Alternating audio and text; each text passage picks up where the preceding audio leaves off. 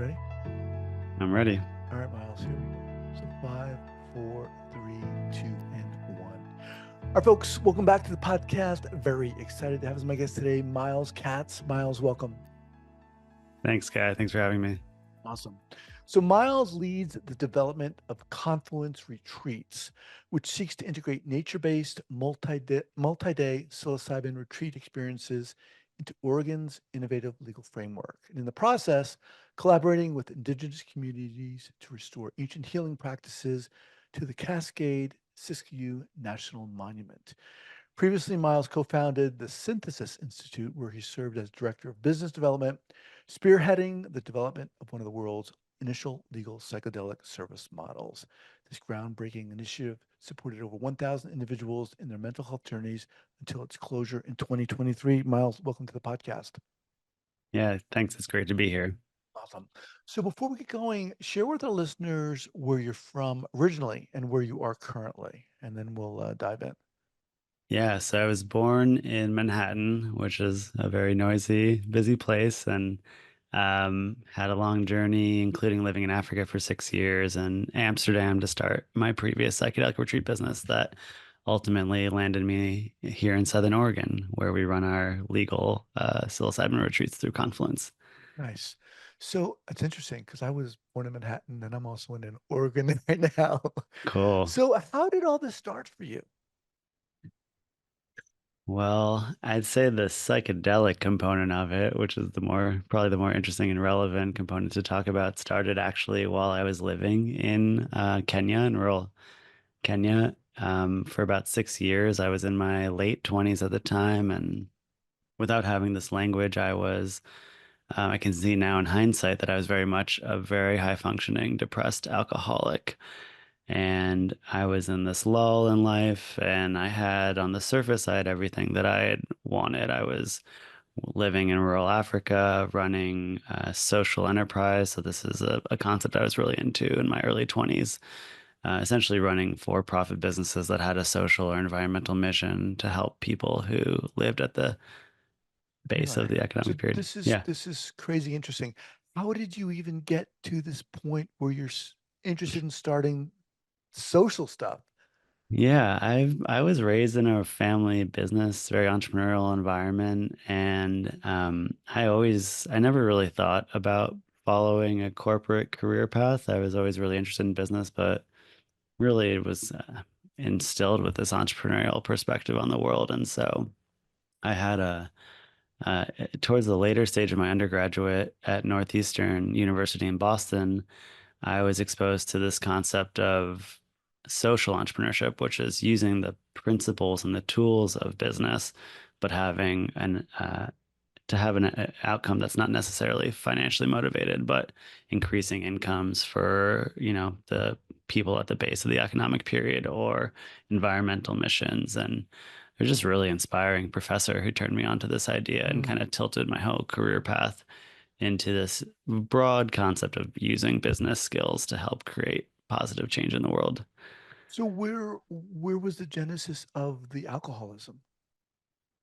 So yeah, good question.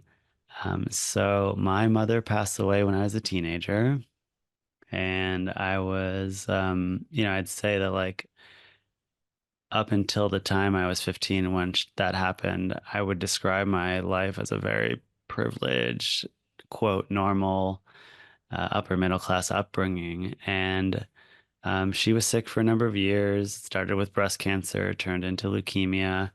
Um, and we were very much a family that acknowledged it, but we didn't have like deep emotional processing tools or techniques. And so when she did pass, I had already started to experiment with alcohol in my, mid to late teenage years.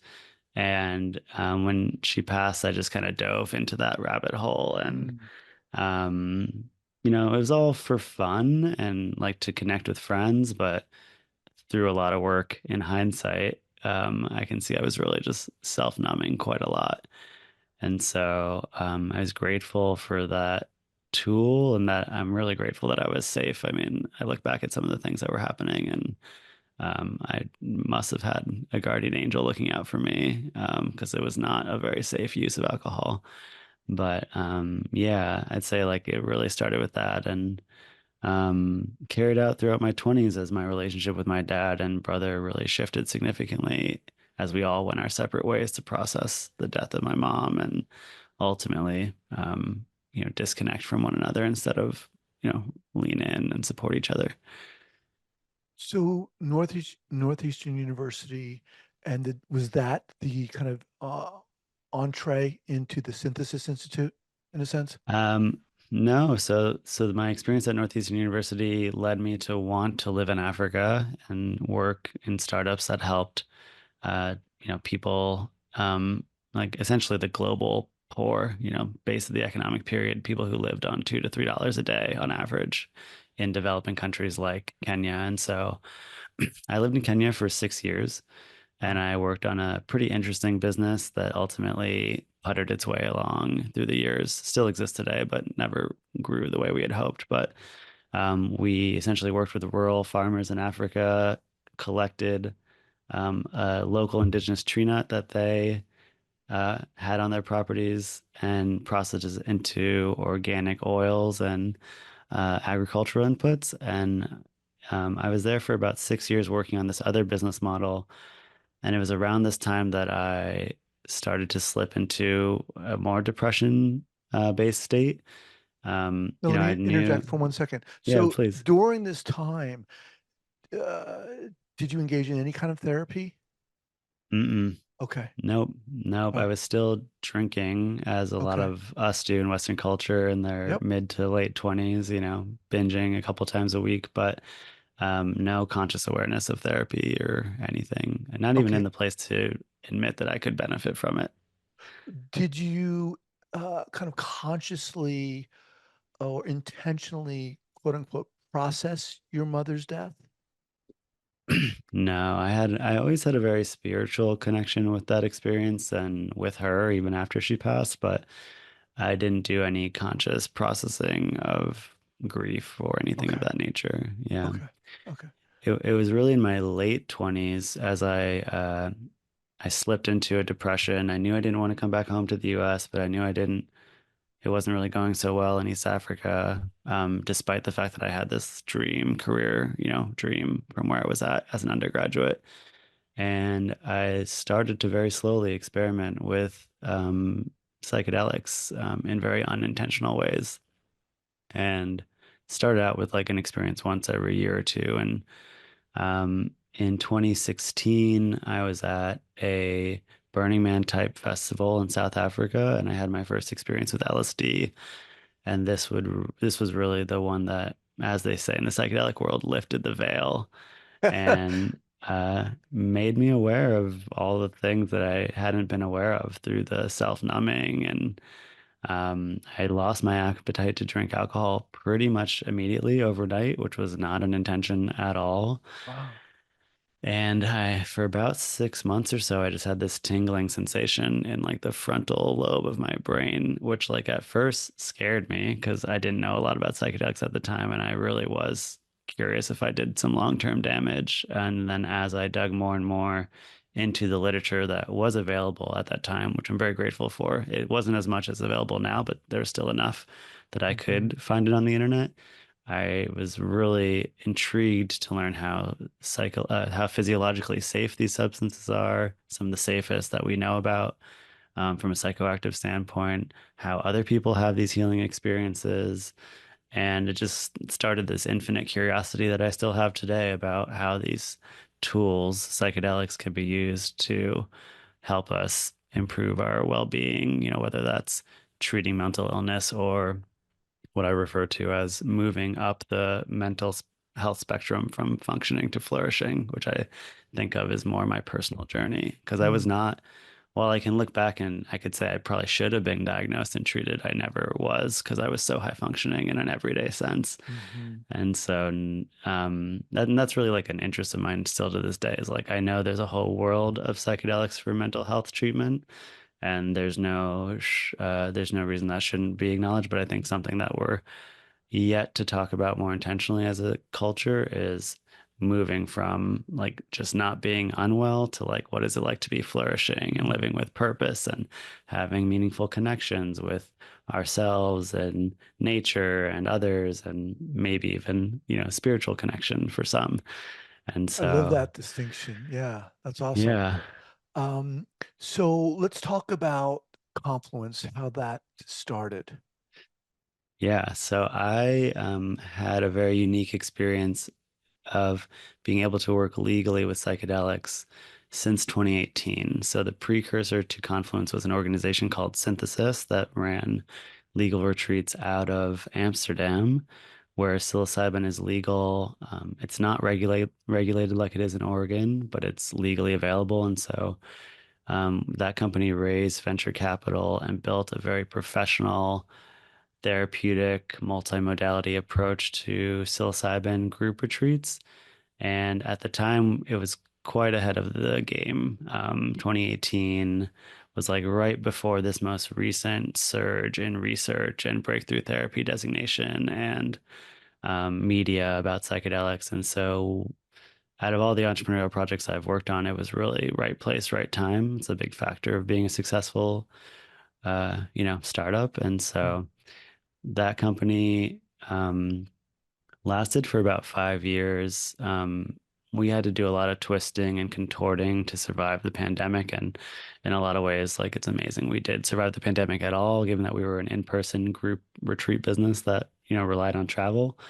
But we did. And I actually relocated from Amsterdam to Oregon in the middle of 2020 because we had foresight on what was coming in Oregon, which Mhm. is the first legal regulated access model for psilocybin anywhere in the world, still to this day. And what the significance of that from a safety, from a helping more and more people come into this work. And so I relocated middle of 2020 before the new law in Oregon actually passed, and it was successful. And um, I have a funny, ironic story that um, I was in Oregon for over 2 years before my company failed. And the reason for failure is, kind of a longer story about again, like the contorting and twisting we had to do to survive the pandemic, the influence of outside capital in, these businesses. But long story short is I was on the sidelines. I had started a family in Oregon and my business had failed. And it was about 3 months later, the first legal centers started opening. So my whole identity and my whole like reason for being there was this type of work I wasn't involved in. Mhm. And I really took a lot of time to process that failure. And I wasn't even sure I'd want to work with psychedelics again. It felt very complex. I couldn't intertwine like my passion for the experiences with the failure of that company. And slowly I started getting involved in one of the local licensed centers in our town in Ashland, Oregon. And just for fun, just passion, like, and helping Brian and Michelle, I still work with them today. They run this place called Omnia Group. And just learning how much I did have to contribute, the fact that I had 5 years of legal experience before anyone in Oregon, which, at this point in time, the most anyone has in Oregon is 1 year of experience. Mhm. So, and as I slowly got involved in that, I was a little bit heartbroken that most of the experiences happening in Oregon are people flying in, getting a hotel room, Ubering to their session, Ubering back to their hotel room, and then flying out the next day. And as someone who spent 5 years helping to set up very professional, multimodality, well-held, multi-day experiences for people, I have a sense of how much of the magic of the psychedelic experience dissipates as soon as you scroll through your phone that evening or, get on the TV in your hotel room. And so just reconnecting with that and wanting to create a program and a structure where people can still have that depth of what I would call the psychedelic experience container, where, they can really be immersed with just their intention and the experience for 3 or 5 days and be in a supportive group of other individuals and, you know, basically weaving together like that synthesis style of retreat that we had developed over the course of 5 years with $10 million in backing and probably iterated on 50 times with like what was available in Oregon, which is the first legal regulated framework. So from that, I started Confluence Retreats as a small nonprofit. And the note on the small nonprofit is it's, a part of my integrating the lessons and the failure of venture capital and not, just wanting to keep a healthy boundary with the nature of our capitalistic system and how that can really influence a lot in how people operate day to day. And especially when we get into really deep healing work like psychedelics has the power to do. And so, yeah, Confluence hosts 5-day programs with 2 psychedelic experiences, just like Synthesis did. And then I also work with people one on one to set up mini retreats where we still, stay in cabins in the woods and take care of all the meals and do all the Hmm. prep and integration activities. But, just for people who either know they're not suited for a group experience or sometimes the timing and dates don't work as well. So, Mhm. you know, very small scale compared to what we were doing with Synthesis, but um, still really impactful. And I think just showing in the state of Oregon and as this legal framework evolves that it doesn't all have to be a quick in and out clinic experience. Something I share with clients and maybe for listeners it might be helpful is Johns Hopkins research has shown that a very large percentage of people, somewhere in the range of 80 to 90% of people, will quantify their psilocybin experience as one of the top 3 or 5 most meaningful experiences of their life. Well, And so I ask people to um, consider having one of the most meaningful experiences of their life and sitting alone in a hotel room afterwards, in a new right. city. And so I'm glad to hear that people still have good experiences that way. I rarely still work with people that way, but I also know the more you can put into setting up a structure to be supported and, not have to try to figure out Uber Eats on your phone after the session. Like, you can hold on to like the magic of the experience even more and ultimately get more out of it. There's an understanding, kind of I think a generalized understanding that psychedelics m- probably help most often, can help with mental health issues. Hmm. But talk about why that is. Why necessarily would that help? Yeah. Yeah, there's a great book by Michael Pollan called How to Change Your Mind. And there's a couple things that he points to in this book that I think are really helpful to use as a reference for this answer.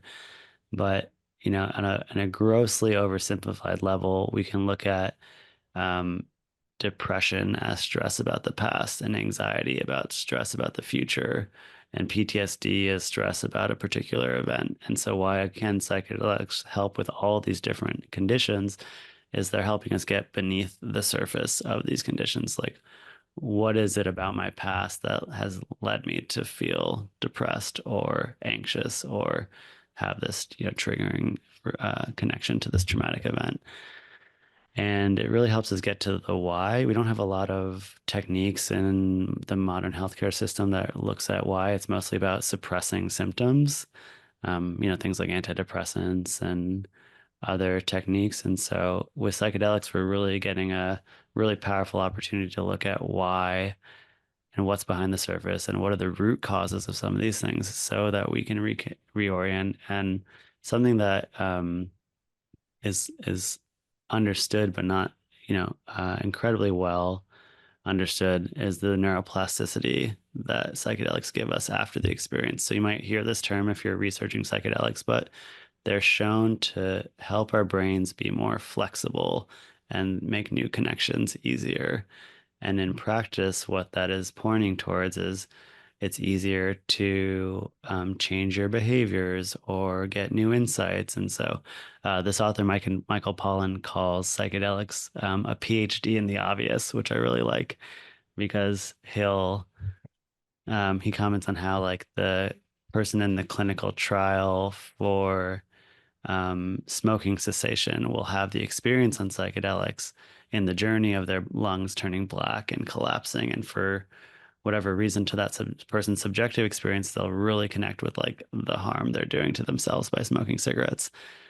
They don't need to take psychedelics to know that it's bad for them. Right. but there's something about the experience that really makes the obvious really like I think of it as like going from a cognitive knowing to like a felt sense of knowing. And once you know it in your bones, it's a lot harder to ignore it and not do something about it. Really, really cool. I love that. The Yeah. PhD in the obvious. But Yeah. loved your answer. Appreciate that. So the listeners here, we've got people in the mental health field across the Mm, mental health spectrum, various types of therapists and coaches, and people who identify as survivors as well. mm. So, what do you say to them in terms of how this something like this might be beneficial for them? Whether Yeah. from a therapist perspective, maybe recommending to a client, let's say, Hmm. and even from a client's perspective. Yeah. Well, well, I love that question. Thank you. And I think the main thing I'm hoping to help get out into the world right now is that there's such a huge surge of interest in psychedelics. Um, and people are going to Costa Rica and Jamaica for these retreats. People are just microdosing on their own at home. I'm getting Facebook ads all the time for psilocybin microdoses, which is not fully legal at all, but somehow they're doing it. And so, what I think is helpful for people to know about is that there is a legal regulated framework in Oregon that people can tap into. When we started our previous business in 2018, the idea that we would get a therapist recommendation for a client to come is was a laughable matter. And now a lot of the people I'm talking to for programs are being told by their therapist that they should come check this out. And I Mhm. think that's a really good use of the model in Oregon.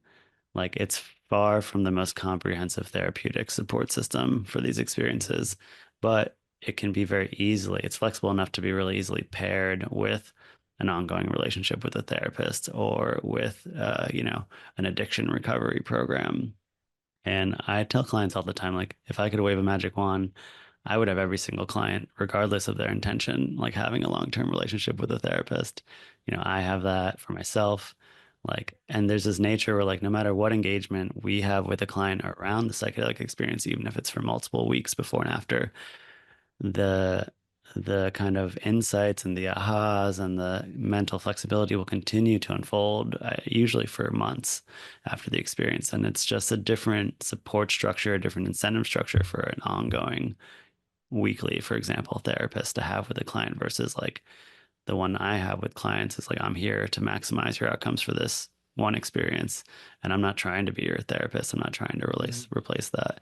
And so I don't think there's a lot of people that really understand that it is available and legal and there are safe places to go to for these experiences.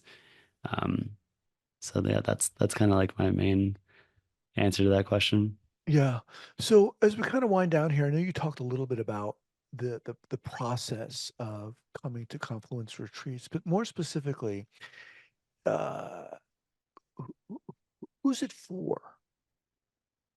Yeah, it's for a wide range of people. I mean, I think it's generally for people who are already curious and exploring psychedelics. And that could be, I did it 30 to 40 years ago as a teenager, and I'm ready to, kind of go inward and deeper. It's for people who've never had an experience before. Increasingly, I'm talking to people who are experimenting on their own and microdosing on their own and are ready to go to a safe professional setting to like have a full dose experience. Um, I'd say that ideally, people have at least some therapeutic context.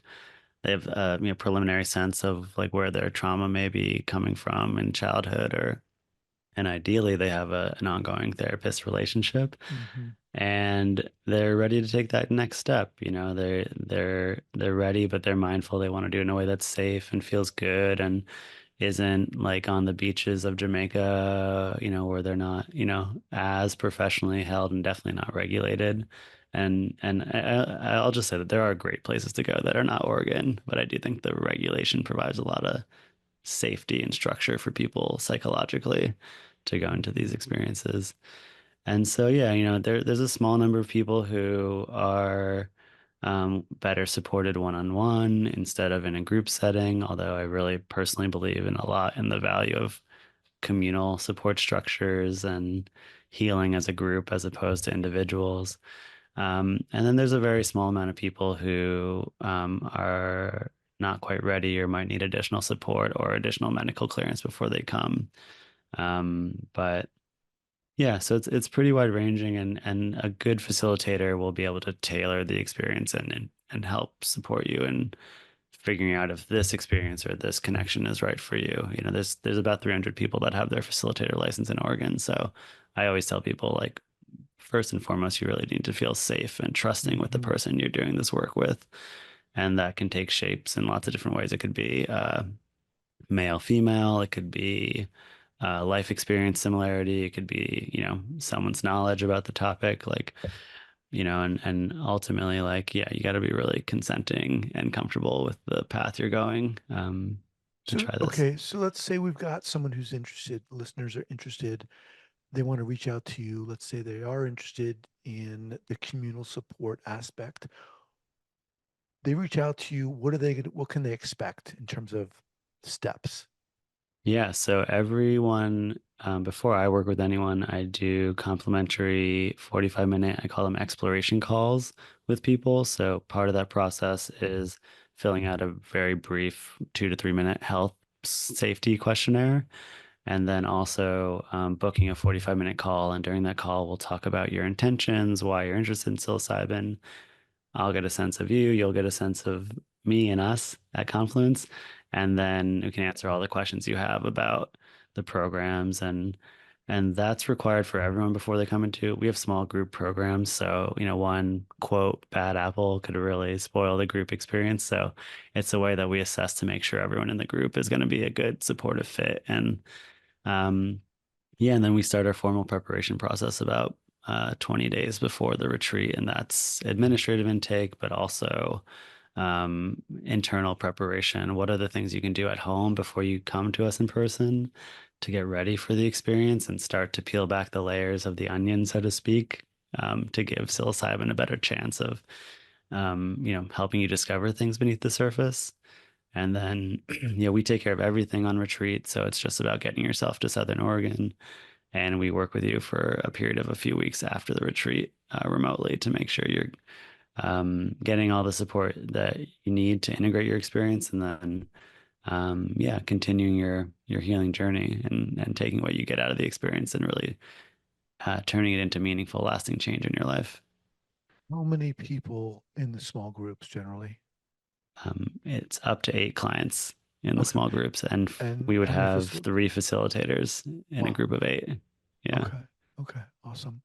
Um, all right. So, Myles Katz of Confluence Retreats, what's the best way for people to reach out and learn more? The the website is confluenceretreats.org, Okay. and you'll see a button to book a call on that website pretty easily. And then you can always reach out to support@confluenceretreats.org, and we'll get that email responded to right away. Awesome. All right. We'll have that linked up here at the show notes page at the traumatherapistpodcast.com. Myles, you have this way about you that is awesome. It just instills not just, I mean, obviously you're knowledgeable, but you just seem so passionate in a very kind of quiet and confident way. I love it. Thank you. I love Yeah, to have you thank you very back. much. Yeah, Yeah. I'd love to. Yeah, I Looking appreciate forward that. to it. All right, man. Take Yeah. care. All right, you too. All right. Bye bye.